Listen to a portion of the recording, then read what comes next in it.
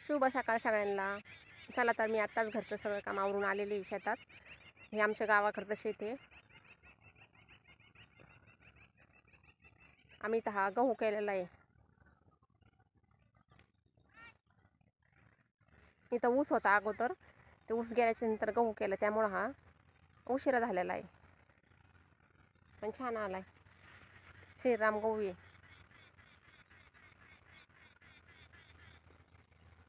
आज आपण आलेलो आहे इथं कांदे खुरपणीसाठी, कारण की घरचे कांदे खुरपून झालेत. आता आजपासून आपण या गावाकडचे कांदे खुरपायला आलो आहे. चला तर दाखवते मी तुम्हाला इथले गावातले कांदे. पण हे असं गहू आहे. ही मका टाकली आपल्या महाराण्यांसाठी.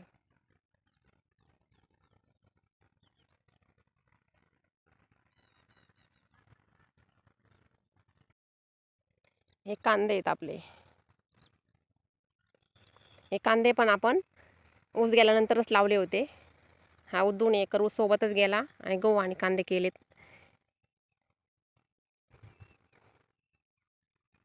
हे कांद्याची खुरपणी चालू आहे.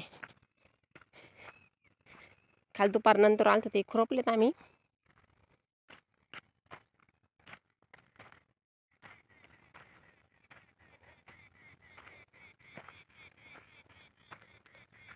हे असं गवत आहे. आता हे काही तुरीचं वावर नव्हतं आहेत, काय तुरी उगालेलं नाही आहेत. ऊसाचा वावर असल्यामुळे फक्त काँग्रेस आहे, त्यामुळं पटकन होईन खुरपायचं.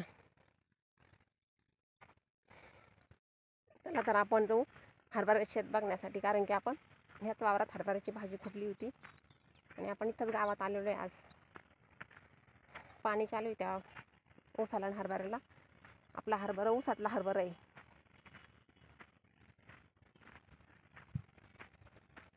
काही पाणी जास्त झालं, ते उपाळल्यासारखं झालं आहे हरभरा, कारण की त्याला पाणी चालत नाही जास्त. आणि ह्या रानाला लेवल असल्यामुळं त्याला पाणी लागले, पाणी जास्त बसते वावराला. बघा असा ऊस आहे, त्यात ते हरभरा.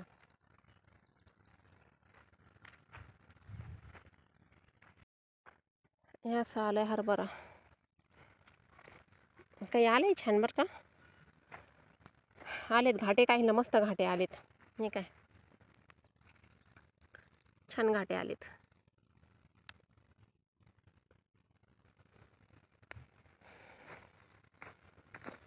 पण काही झाडांना असं पाणी लागलं, जास्त पाणी झालंय वावराला लेवल असल्यामुळं.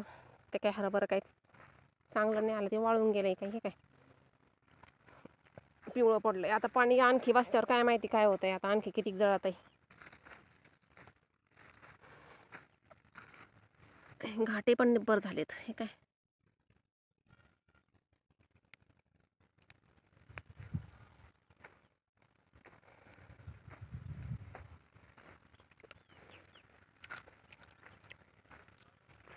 बघा, असे घाटे निब्बर झालेत काही.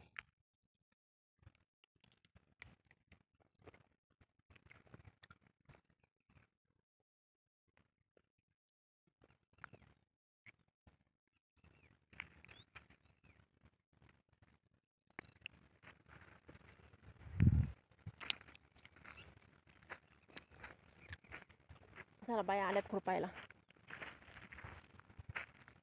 गावातल्या अक्का आल्यात खुरपायला. याच्यात 2 जणी